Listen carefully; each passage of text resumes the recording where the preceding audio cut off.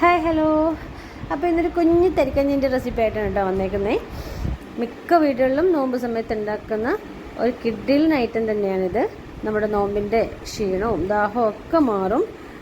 അപ്പോൾ ഇതെങ്ങനെ ഉണ്ടാക്കുന്നതെന്ന് നോക്കാം. ഒരു പാനിൽ കുറച്ച് നെയ്യ് ഒഴിച്ചിട്ട് നെയ്യൊന്ന് ചൂടായിട്ട് വരുമ്പോൾ കുറച്ച് അണ്ടിപ്പരിപ്പും ഉണക്കമുന്തിരിയില്ലേ അതൊക്കെ ഒന്ന് ഇട്ട് കൊടുത്തിട്ട് നന്നായിട്ടൊന്ന് മൂപ്പിക്കണം.